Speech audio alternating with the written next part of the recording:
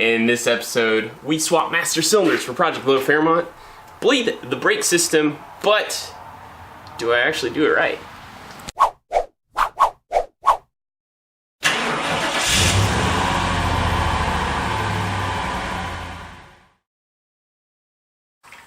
Welcome to the channel. My name's Grant Tommy. This is Straight Six Fan, where I like to focus on budget-minded, relatable, creative builds. A little something I like to call offbeat hot rodding, helping you build your hot rod as well as your confidence. Today, oh man, so pretty nervous because if everything goes as I think it might, I'm going to be trying to back this out of the garage for the first time in 4 months, and you know, I've touched every brake on this car.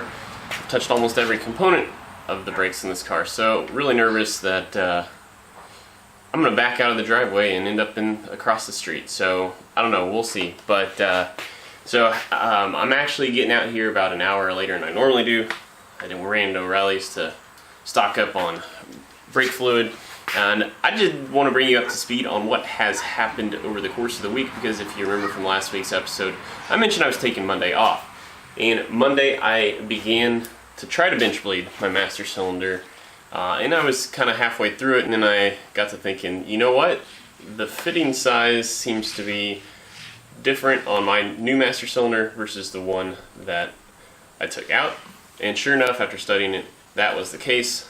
The 1/2 inch threaded fitting was on the front of one, which was on the back of the other. So anyway, I had to go back to my buddy's to borrow his brake flaring tool, so we have one more line to flare. I did that. I did one Friday night after I picked it up. I kind of had some wedge squeezed in a little bit of time, but so let's get going on that out of the gate.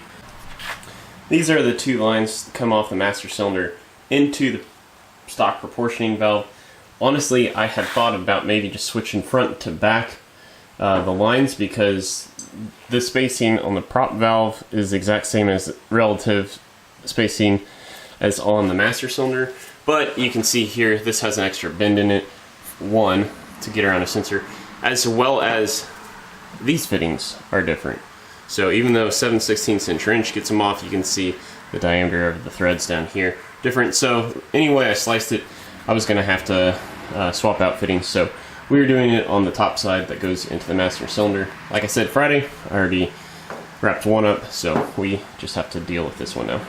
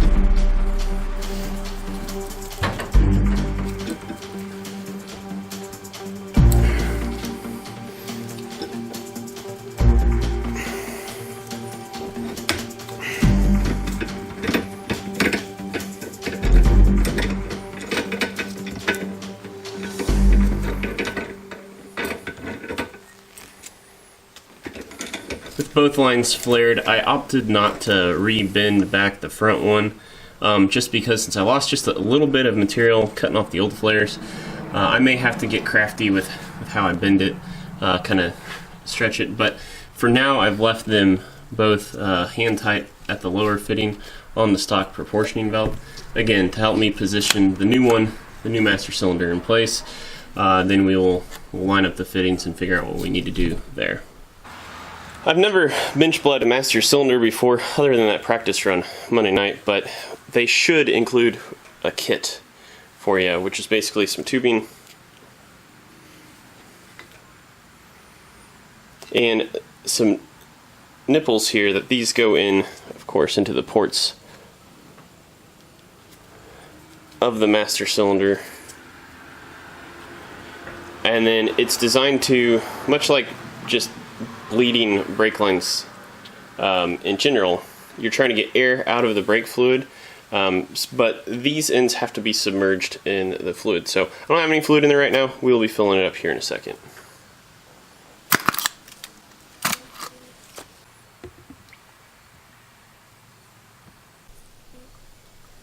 As previously mentioned, make sure that the end of the tubes are submerged in brake fluid. And the idea from there is we will start cycling the master cylinder with a screwdriver here by pushing in on this would be what your brake pedal would operate.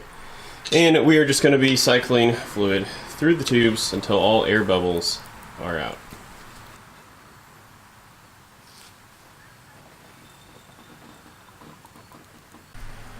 One of the things I've found that helps is if you tilt the tubes at an angle as they're submerged in the fluid.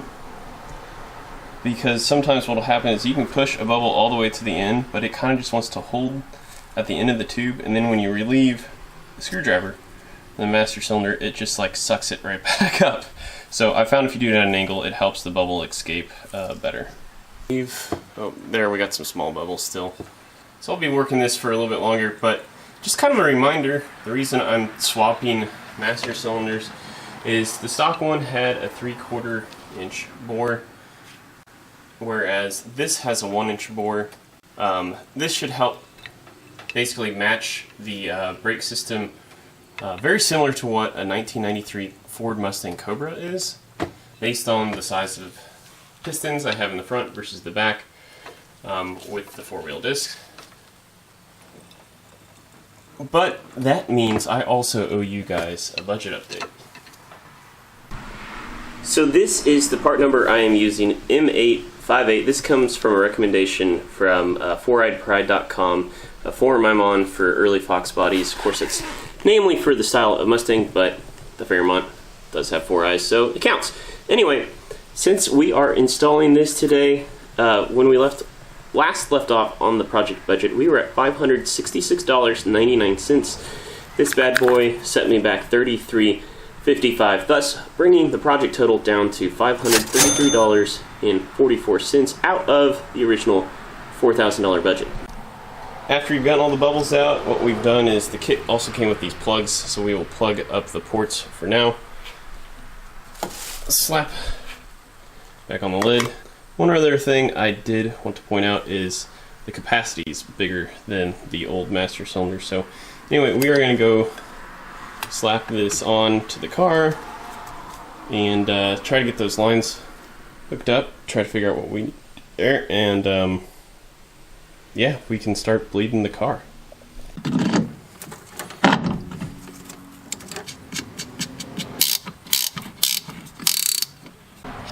So here's the good news. These ports must be just a little bit more forward than the stock master cylinder. As you can see, I'm kind of back here. So that's actually good news because since I lost material, I should be able to connect just fine. But kind of have to be strategic about this because I can't quite test fit this one and this back one and close it off first.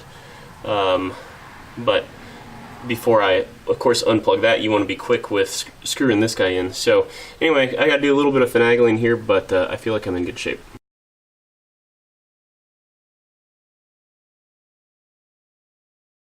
Okay, so that was stressful. You probably could see some of that fight. It's messy, and if there's anything I hate, the one thing that just has a weird sensation for me, it's brake fluid on your hands, so hate that.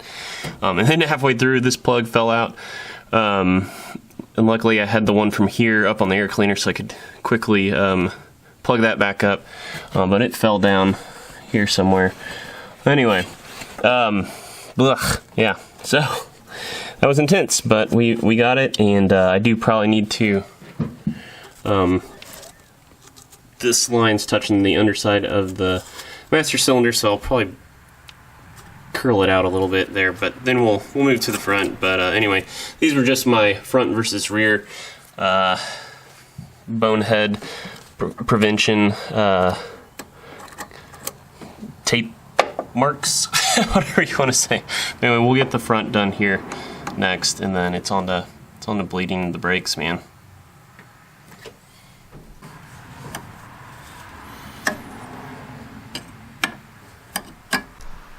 So I have the car back up on jack stands because, at least in the front, I'm going to gravity feed the brakes. Of course, they always say start with the one furthest away from the master cylinder, and so I've got everything hooked up there.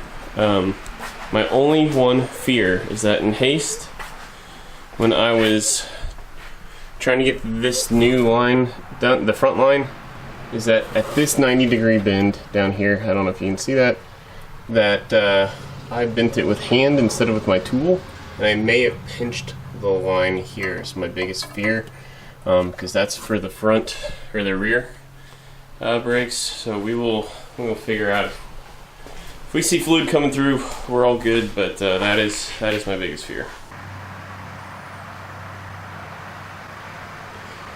So while there's no fluid actually coming through the tube here on the back caliper, I do know we're pushing something through, because as evidenced by the air bubbles below in the jar, that's good. And the front reservoir keeps showing evidence of the fluid dropping. So my guess is it's just going to take a while to get that much fluid back, all the way back to the furthest one. So I guess we'll just be exercising patience here. Well, folks, I thought I was getting really close to getting this line bled finally, and then I started to notice a little pool of fluid underneath, and it appears that it's probably the seal I didn't replace when rebuilding the rear caliper, the one for the parking brake, that it's coming out. And then I peeked my head under the car, and wouldn't you know, there were two other leaks. So they look like they're primarily, one of them I got fixed. It was right at where I had the male-to-male fitting that I had to buy. I think that one is hedged off, but I'm guessing the other one is where I flared the custom line for meeting up with the axle. My flare must not be good enough because it's coming out of the back of the fitting. So that's the depressing end to this episode, but I guess better to figure it out now than later. It's a blow to me, yeah, sure, it's disheartening, but, you know, again, I know coming into this, I was going to learn some things, there were going to be some challenges, so that's it. That's what I learned today. So anyway, I'll get that custom line back off, and reflare that end. I guess we'll be yanking this caliper off, I guess, and digging up my seals package and placing the parking brake seal. So that stinks, but it is what it is. Yeah, hey, I guess if you feel sorry for me, go get you a straight 6-fan Pistons tee, and link to my Spreadshirt store below. All kidding aside, like, comment, share this episode, or if you feel like, you know, and that's my mantra, if I can do it, so can you. I guess this is the real world admittance to not everything's going to go right. So if you feel like you can relate to me, maybe think about subscribing. But the last reminder I guess I have for you is Thursday night, the Car Guy and 6-fan show with Old Car Auto Guy. Of course, card over here to his channel.